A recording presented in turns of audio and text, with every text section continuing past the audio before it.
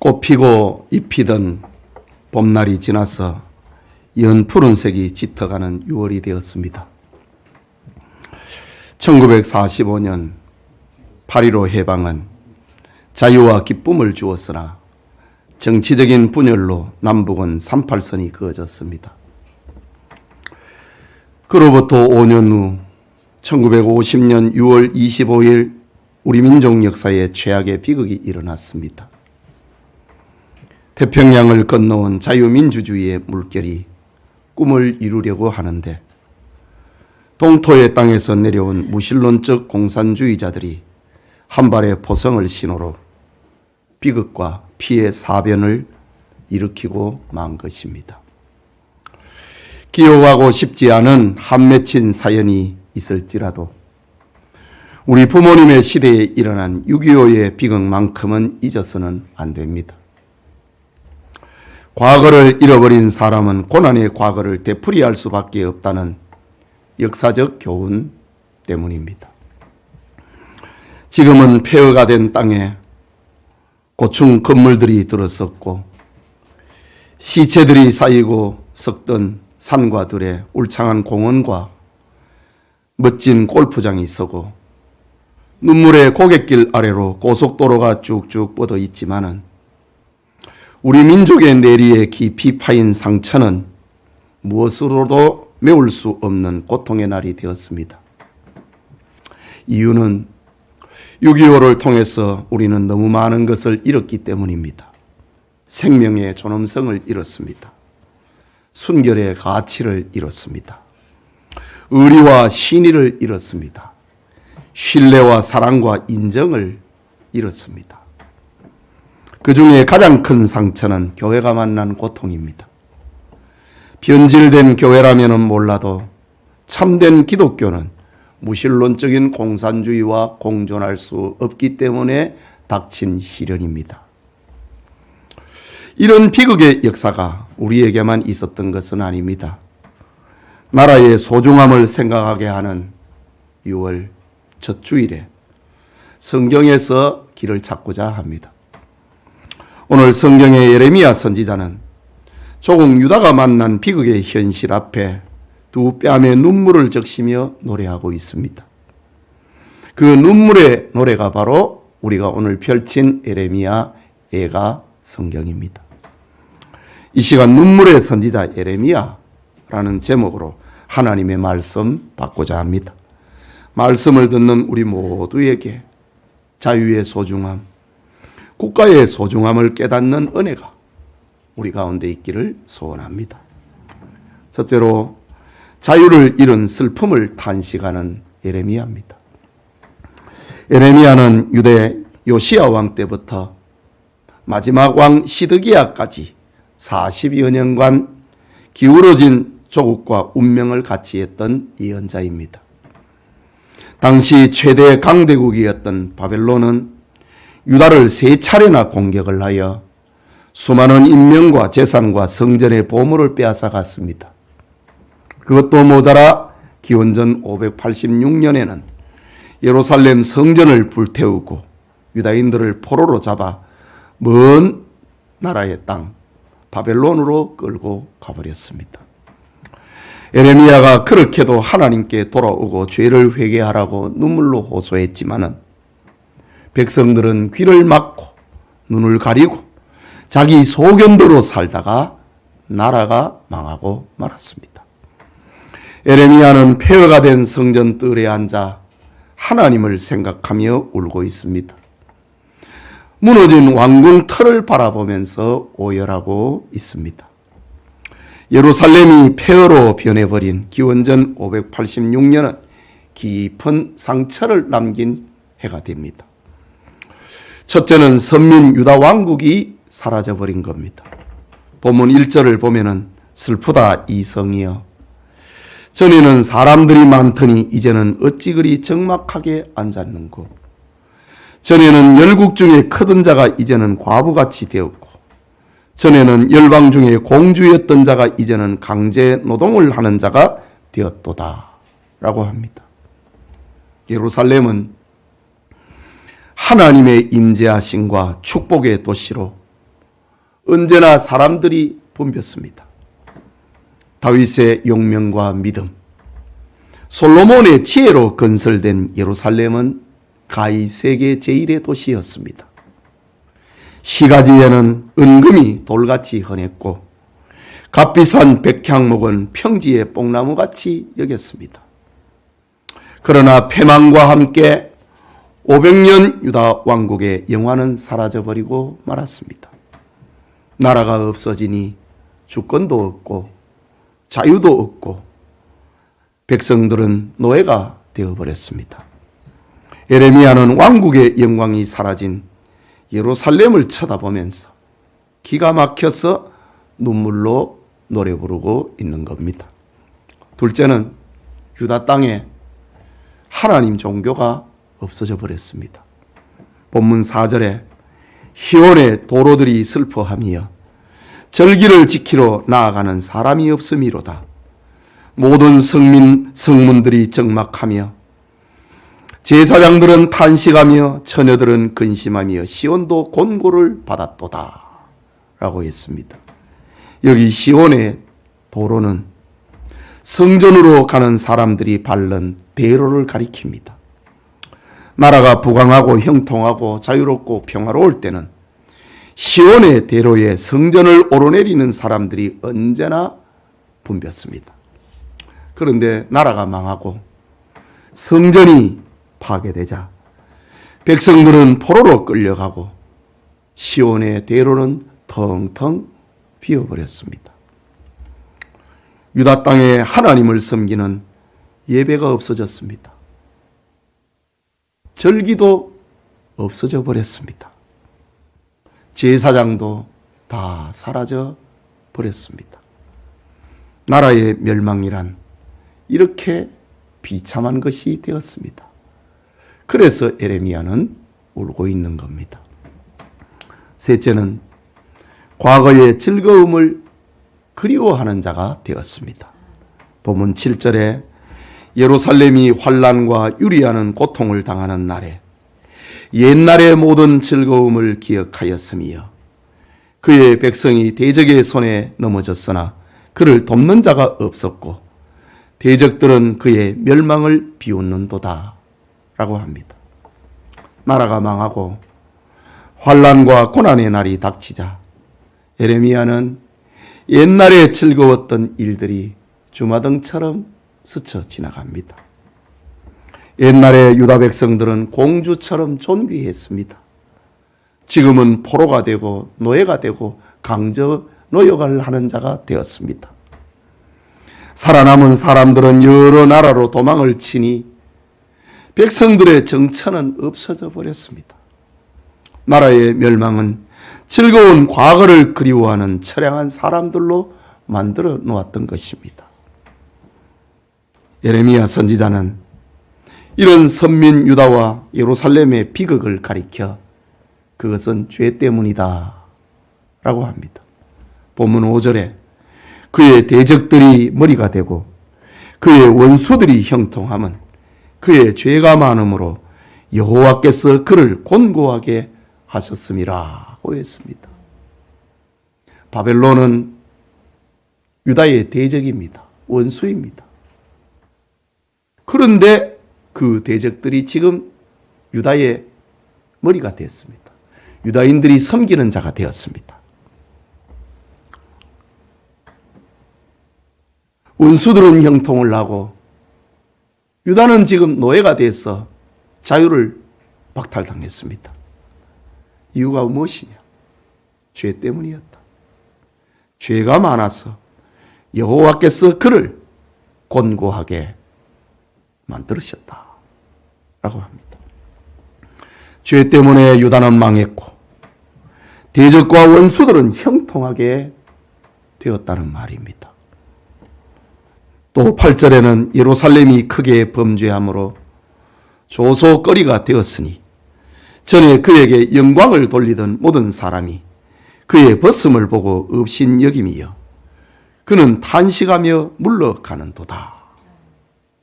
이전에 나라가 힘이 있고 영화로울 때에 주변의 모든 나라들은 유다에 조공을 바쳤습니다. 이스라엘과 유다와 친하게 지내고 싶어 했습니다. 그것이 그들의 살 길이었기 때문입니다. 그런데 나라가 망하고 나니까 이제 유다는 웃음거리가 되어버렸습니다. 전에 그에게 영광을 돌리던 모든 사람들이 발가벗긴 것처럼 되어버린 유다를 쳐다보면서 업신여기며 탄식을 하게 되었다라고 합니다. 여러분, 죄는 나라를 망하게 하고 가정을 망하게 하고 개인을 망하게 합니다. 죄는 이렇게 무서운 것이고 죄는 이렇게 잔인한 것입니다. 유다 백성들이 범죄하자 하나님은 거룩한 성전을 이방인들에게 짓밟히도록 던져버렸습니다. 예레미야는 멸망한 종국 유다를 쳐다보면서 실성한 사람처럼 중얼거리고 있습니다. 12절에는 지나가는 모든 사람들이여 너희에게는 관계가 없는가? 나의 고통과 같은 고통이 있는가? 볼지어다 여호와께서 그의 진노하신 날에 나를 괴롭게 하신 것이로다 라고 합니다. 예레미야 선지자는 길을 지나가는 사람들에게 당신들은 어떠한가? 너희에게는 나와 같은 아픔과 눈물이 있는가? 이것이 나만의 이야기인가? 너희들의 슬픔은 아닌가? 지나가는 사람들에게 묻고 있습니다. 너희에게는 이것이 관계없나? 나의 고통과 같은 고통이 너희에게는 없는가? 묻고 있는 예레미야의 모습입니다. 여러분, 21세기의 거리를 지나가고 있는 우리에게 예레미야의 슬픔과 눈물이 어찌 상관없을 수 있겠습니까? 우리에게도 다시는 반복되어서는 안 될 예레미야와 같은 눈물이 있습니다. 계속해서 생각하고자 하는 것은 6.25 사변이라고 하는 우리 현대사의 눈물을 가진 우리 민족입니다. 5,000년 한민족의 역사에 한 번도 태평성대라고 말할 수 있을 때는 없었습니다. 실로 놀라운 우리의 역사입니다. 태고 시대는 말할 것도 없고 삼국시대 이후로 우리 민족이 겪은 전란은 930번이나 넘습니다. 그 중에 전 국토가 유린을 당한 것은 30번입니다. 다른 민족의 역사는 그래도 200년, 300년 태평성대의 시대가 있었습니다. 그러나 우리에게는 없었습니다. 전쟁 이후 지금 73년이 지나고 있는데 기적 같은 시대를 우리가 지금 살고 있습니다. 우리나라 역사의 태평 시대를 찾는다면은 신라가 삼국을 통일하고 난 다음에 100여 년 동안 전쟁이 없었습니다. 100년을 넘기지 못했습니다. 그때가 가장 태평 시대였습니다. 신라가 삼국을 통일하고 100여 년 동안 전쟁이 없었습니다.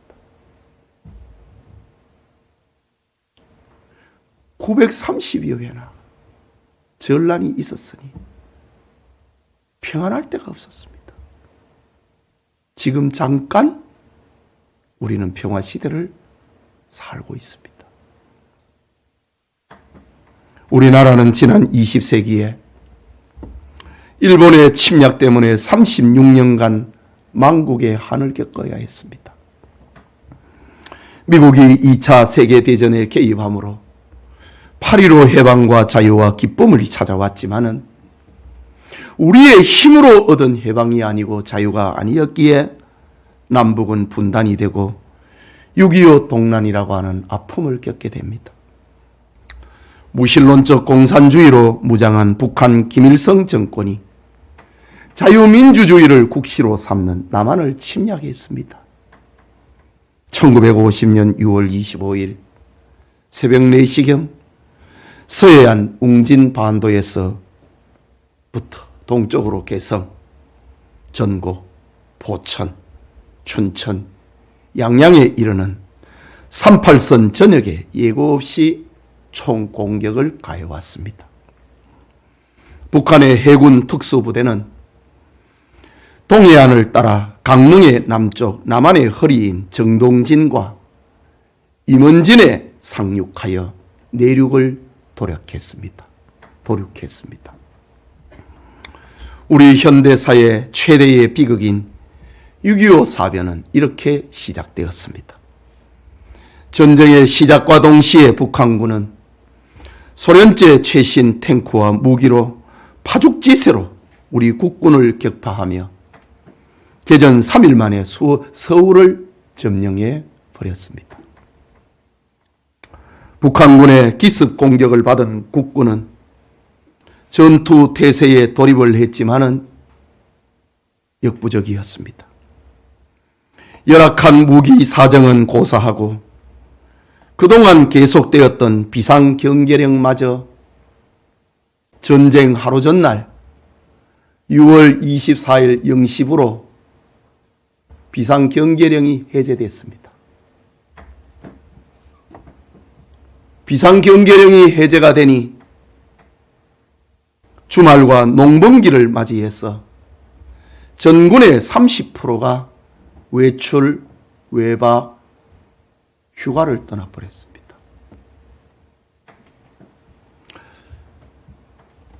전군의 30%가 외출 가고 휴가 가고 외박 가버렸습니다. 그러면 전쟁 못 칩니다. 여러분 지금 전쟁터에서요 전멸, 괴멸이라는 단어가 군사용어로 사용이 되는데 전멸이라고 하는 말은 군대의 30%가 죽어버렸을 때, 기능을 못할 때에 그걸 전멸이라고 합니다. 괴멸되었다고 합니다. 더 이상 군대로서의 기능을, 임무를 수행을 못한다 이거지요. 부대의 30%가 망가져 버리면은 전쟁 못 칩니다. 분대 전투가 있는데 30%가 없어져 버렸다. 소대 전투, 중대 전투, 대대 전투가 있는데 병력 30%가 없으면 그 전투를 수행을 못합니다. 포를 쏘아야 되는데 포수가 있고 조수가 있고 또 포탄을 나르는 사람이 있는데 30%가 없으면 포를 못 날립니다. 그걸 가리켜 전멸이라는 말을 씁니다. 괴멸이라는 말을 씁니다. 6.25 사변이 일어났을 때 전군의 30%가 휴가 가버렸습니다. 외박 갔습니다. 외출 나가버렸습니다. 그래서 부대에 남아있는 병력은 전열을 갖출 수가 없었습니다. 치밀한 남침 계획을 수립을 했던 북한군은 남한의 약점을 정확하게 간파했습니다. 아니, 간첩이 비상경계령을 해제하도록 우리나라의 국방부에 들어갔습니다. 그들은 주력부대인 1군단을 앞세워서 서울을 집중적으로 공격했습니다. 전쟁의 심리전은 대단히 중요한데 6월 25일 오전 11시에 북한은 자신들이 벌인 전쟁을 합리화하기 위하여서 평양 방송을 통해 남조선이 오늘 북침했기 때문에 자위조치로 반격을 하여 전쟁이 시작되었다 라는 선전전을 펼쳤습니다. 오늘 이 땅에 소위 북침설을 동조하는 사람들이 정치권에 그리고 학교 강단에서 버젓이 활동을 하고 있으니 지금의 역사의식에 눈물이 날 지경입니다. 이렇게 시작된 6.25 사변은 3년 1개월간 계속되었습니다. 미국을 비롯한 유엔군의 도움이 없었다면 우리나라는 그때 공산화되었습니다. 교회도 없고 자유도 없고 주권도 사라지고 지금 북한 사람들처럼 굶주림에 허덕이며 200만 공산당원들의 포로로 우리는 살고 있었을 것입니다. 지금 북한의 인구가 2천만인데 공산당원은 200만 명입니다. 2천만 명의 국민들이 200만 명 공산당원들에게 지금 포로가 되어 있습니다. 유엔이 도움이 없었으면 우리가 그래 됐습니다. 전쟁으로 인한 인명 피해는 너무 컸습니다. 당시 우리나라의 인구 15%인 450만 명이 죽거나 다쳤습니다. 남한의 산업시설 43%가 다 부서져 버렸습니다. 주택의 33% 완전 파괴됐습니다. 문화재의 손실, 이산 가족, 경제의 도탄, 사회와 정치의 혼란, 교육의 불안, 그리고 전쟁 고아와 미망인들의 눈물은 강을 이루게 되었습니다. 그뿐만 아니라 무신론적 공산주의자들에 의한 기독교회가 받은 비극의 깊이는 실로 엄청났습니다. 300여 동의 예배당이 불타고 800여 동의 예배당이 파괴되었습니다. 하지만 교회가 당한 아픔은 통계와 외형적인 것으로 표현할 수 없는 것이 있는데 그것은 믿음의 배반입니다. 예수를 부인하지 않으면 너를 죽이겠다. 살기 위해서 믿음을 배반합니다. 너그 목사 어디 숨었어? 너그 장로 어디 숨었어? 알려주지 않으면 죽음입니다.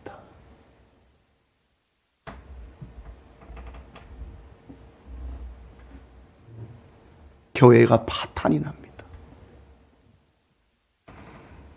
북한 공산주의자들이 서울을 점령을 했을 때 서울 경동교회에 다니는 김욱이라고 하는 사람은 기독교 민주동맹이라고 하는 간판을 종로 YMCA 건물에 달고 김일성 서울 입성 환영식을 거행을 했습니다. 교인이라는 사람이 그랬습니다. 공산주의 사상범으로 감옥살이를 하던 최문식 목사는 서울이 공산화되자 숨어있는 목사들을 색출을 하고 그들을 기독교 대표로 앞세워서 남북 통일 호소문을 세계에 발송하도록 했습니다. 목사가 그랬습니다. 여러분, 무신론적인 공산주의 주창자인 마르크스는 종교는 인민의 아편이라고 했습니다.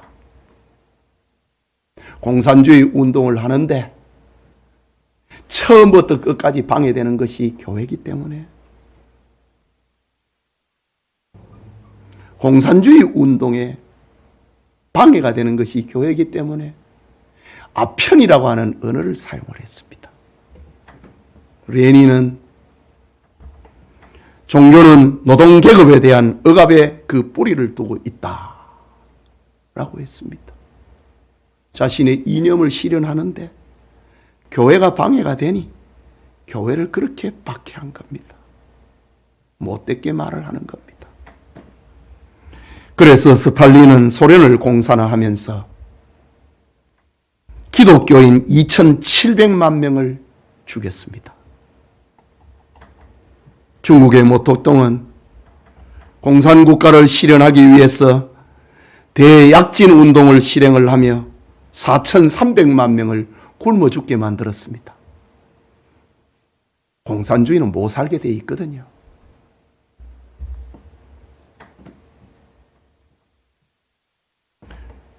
문화대혁명을 통해서 1억 명을 고문을 하고 3천만 명을 죽였습니다. 그리고 300만 명의 공산당원까지 죽였습니다. 자기와 색깔이 다르다 이거죠. 오늘은 엄청난 희생을 치른 중국의 민주화 운동, 천안문 사건의 34주년이 되는 날입니다.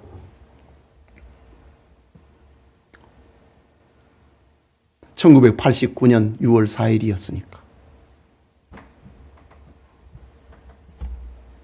중국 공산주의자들은 그 흔적마저 다 지워버렸습니다.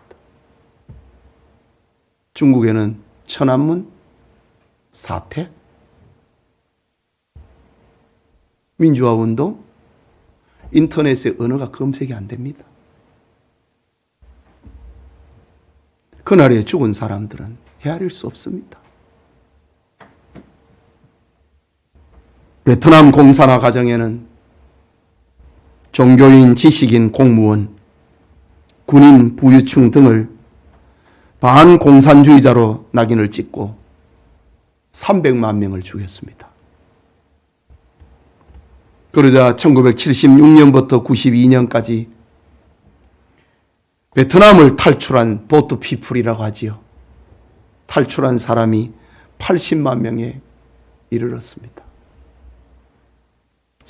탈출에 성공한 사람도 있고 배가 뒤집혀서 바다에 죽은 사람도 있고 그건 모릅니다.